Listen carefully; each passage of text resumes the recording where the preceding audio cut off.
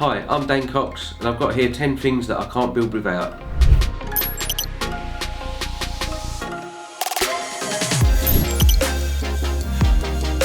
First of all, when I get to the job, I do like a cup of tea. So I've normally been driving half an hour to an hour to get to the job. So I like a nice good cup of tea, get the tools out and start getting ready for the day. This cup is the only free gift that I've got. This is from Bench Dogs, from Ralph. All the other tools that I'm going to show you today, I've actually bought out of my own money.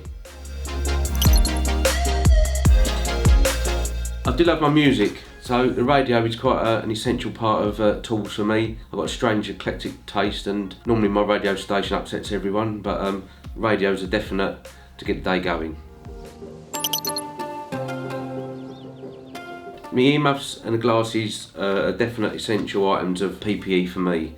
Using a nail gun, skill saw, things flying off, cutting wood, knots flying off, and definitely the earmuffs. I cannot work without them.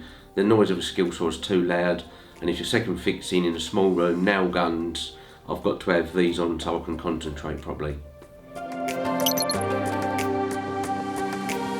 These are invaluable for most things. Scribing in, and the beauty is obviously you can do whatever you want measurement wise. So 18mm panels, you can get to 18mm, set it up, scribing loads. I use these like loads of times, sort of second fixing, and I just can't work without the nice long points you can get right into the corners for scribing. So they are my favourite.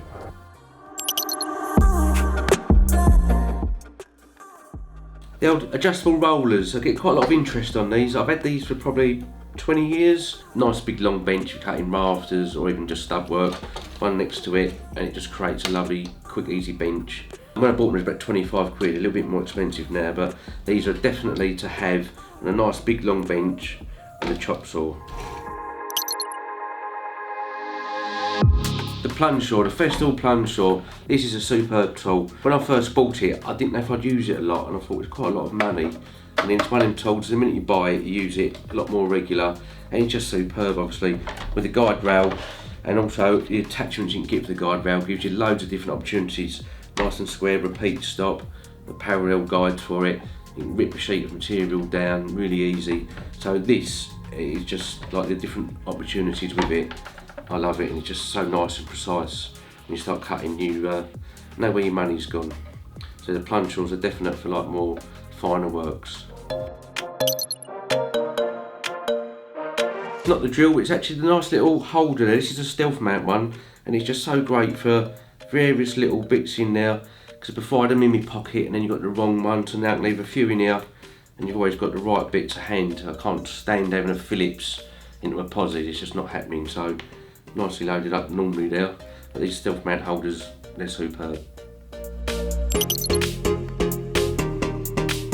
I couldn't do my top 10 tools without my roofing square in it. It's something I'm very proud of, for marking out obviously the bird's mouth and cutting rafters very easy and quickly, so I can't work without my roofing square. Tanos Boxes, I love them. Organisation is a key to our success.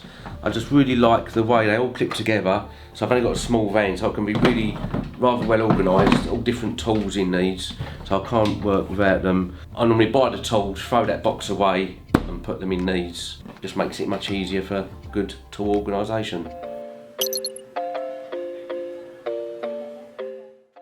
So here we have the rig. This is the 5-in-1 Occidental hammer holder, which is really good.